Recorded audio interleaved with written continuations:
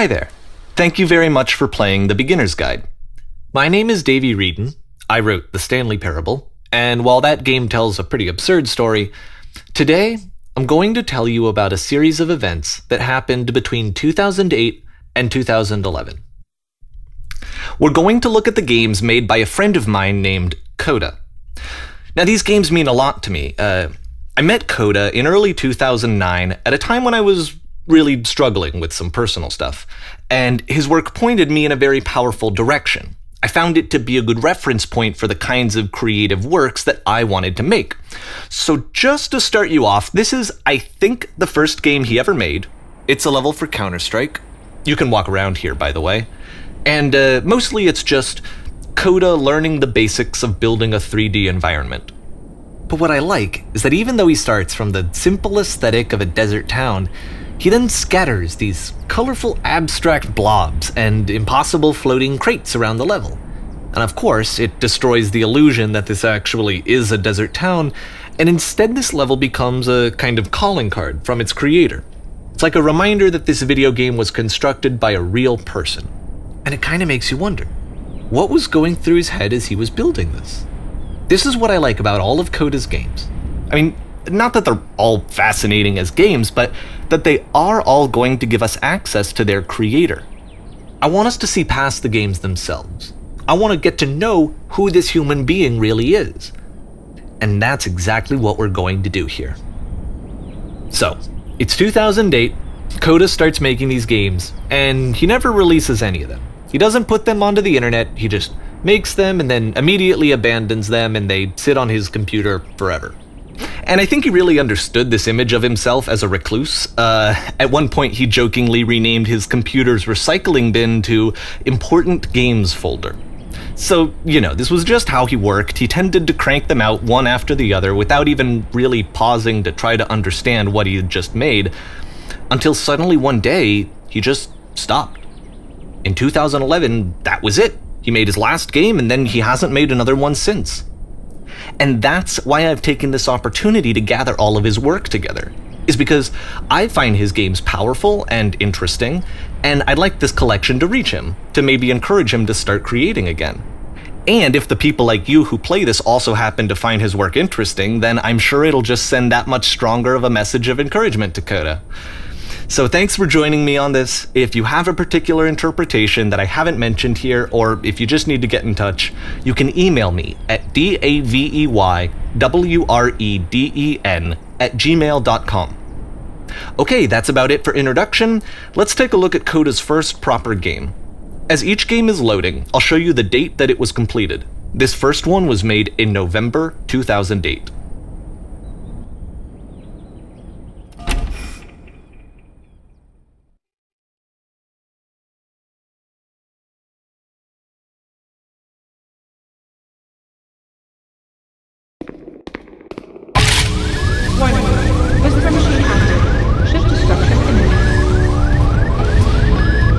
This game is called Escape from Whisper, and it's one of the more generic games you'll see from Coda.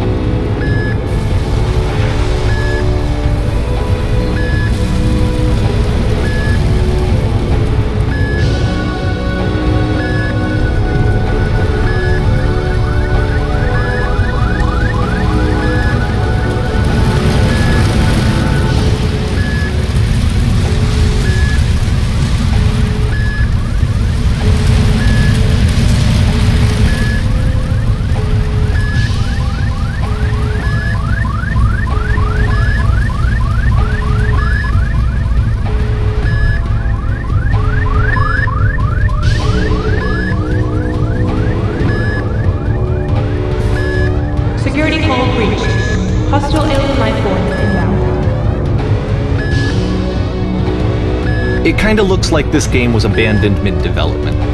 For instance, you have this gun, which you'd think would indicate that there are supposed to be monsters or enemies somewhere, but then clearly there are no enemies anywhere. You can't even reload the gun when you run out of bullets. But ultimately we don't really know. Maybe Coda thought that actually it was complete the way that it is. and I think that we should talk about his games for what they are, rather than for what they're not.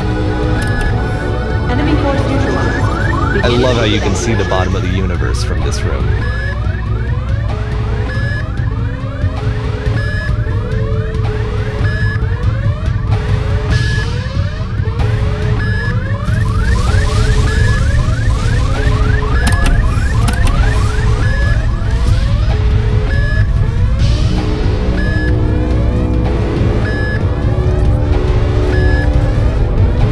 Apparently, this space station has a labyrinth on it.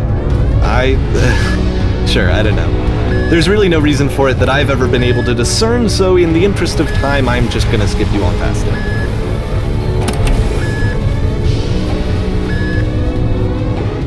Okay, this is the part that's interesting. The game has this narrative about the Whisper Machine and how it has to be turned off, and then you get to the engine room.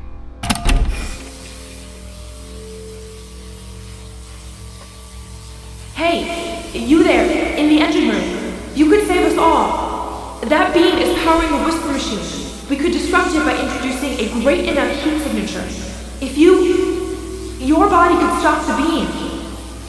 It's so much to ask, but for all of our lives, would you do it? Could you give yourself?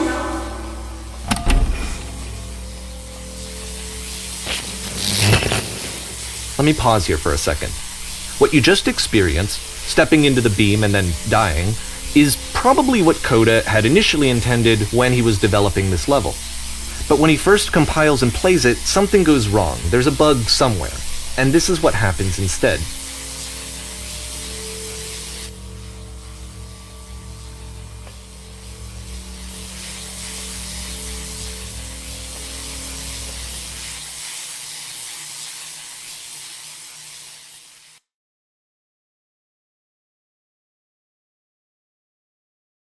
The beam causes you to start floating. And this is an important moment for him. Because yes, this is technically a glitch, but Coda identifies something human about it, like how small it makes you feel in the face of this larger chaotic system. Or this floating could be the afterlife, a peaceful place, juxtaposed against all of the hysteria that you've just had to traverse. I don't even know. I have no idea what he was thinking, but what's clear is that after making this, something lodges itself in his brain. He wants to do more of these really weird and experimental designs. So he stops work on this and moves on to a stream of tiny little games that go in all sorts of directions. Let's go ahead and take a look at the first game he made after leaving this one behind.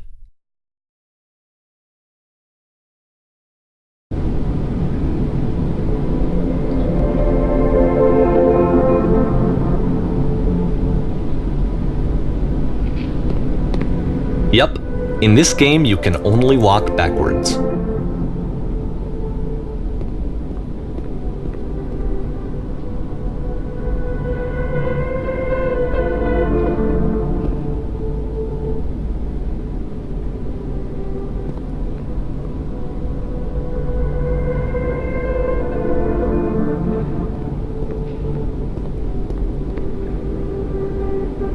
So it's a short and relatively minimalist experiment combining motion and narrative. It is less advanced than the previous game, but actually it seems to be more focused, more complete. Coda's trying to give it a unique voice rather than simply basing it on a pre-existing trope.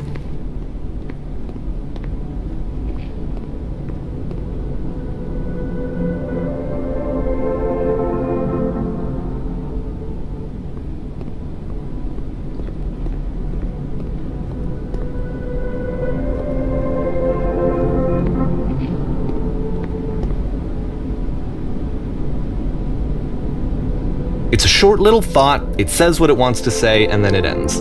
Didn't need anything more than that. Which to me is why it works, because it gets out quick. Okay, next one.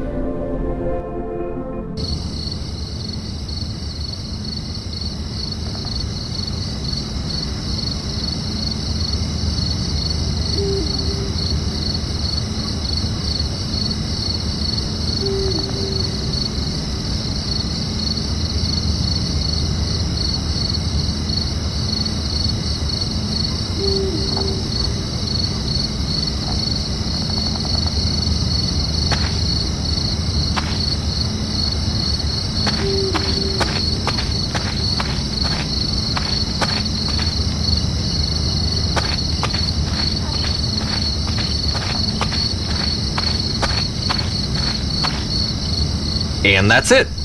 Okay, the meaning of this game won't be clear just yet. Please be patient with me for a few more games, and I promise you'll see what makes it interesting.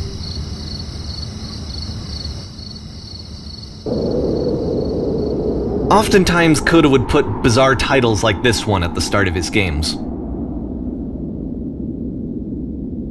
I wish I'd known him at the time that he was making these early games. He would really only talk to me about his work as he was making it. Once he stopped work on a game, that was it. It was dead to him. And I don't agree with that at all, but what are you gonna do?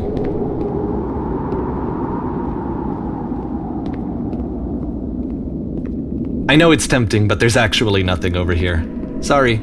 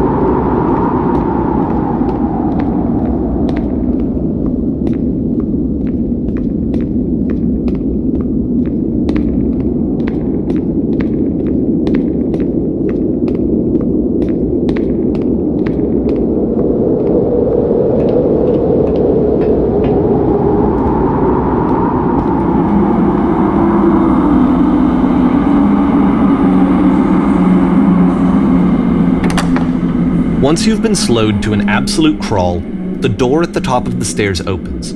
So why, if Coda's not showing these games to anyone, why bother opening the door at all? Well, to show you, I'm modifying the game here so that when you press enter, it'll bring you back up to full speed so you can enter the door for yourself.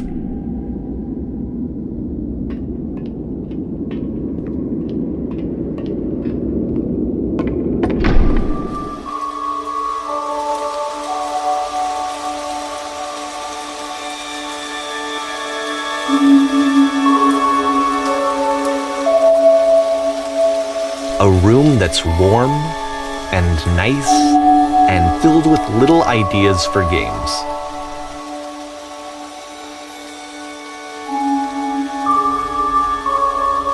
Coda would often tell me that he didn't mind if people thought of him as cold or distant. He said that he knew that he was actually a vibrant and compassionate person, but that it takes time to really see that. It can be a very slow climb to get there.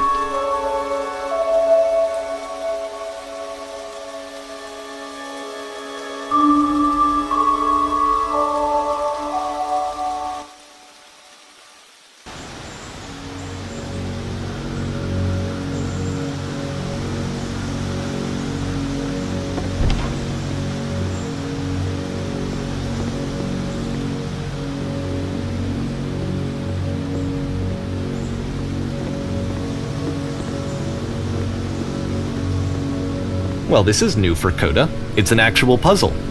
Go ahead and see if you can solve it.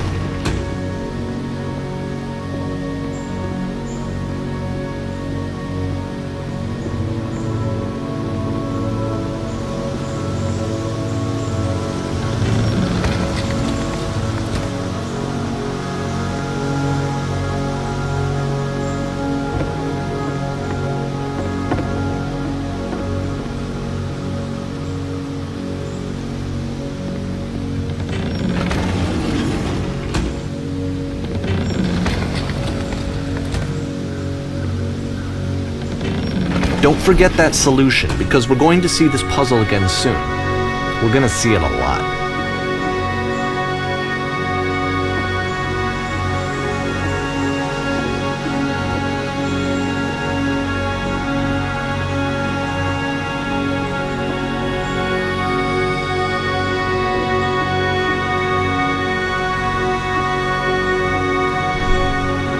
So that seems to be it, right? You walk down a corridor, you solve a puzzle, you get to the end. Simple enough. Alright, now I'm going to modify the game again so that when you press enter, it'll remove all of the walls from this room.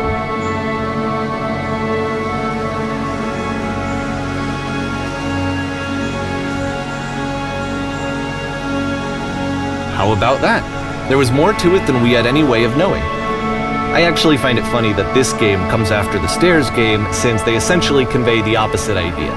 So, in the Stairs game, a dull exterior concealed a rich interior, and then, in this level, a dull interior hides this fantastic outer world.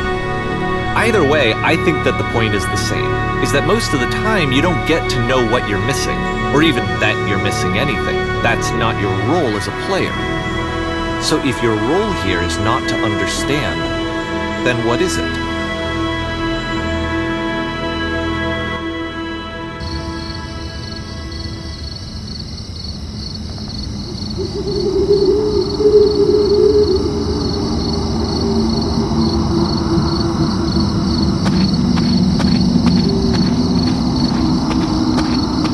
Aha! So, this, combined with the entering game from earlier, tells us that Coda believes his games are connected somehow. It could even be that the Stairs game and the puzzle game are literally connected in between this and the entering game. There's a bigger picture that all of his games are meant to play a role in, some larger meaning that we won't be able to grasp until we've seen all of them. And once we have, we can step back and start to understand what exactly that bigger picture is.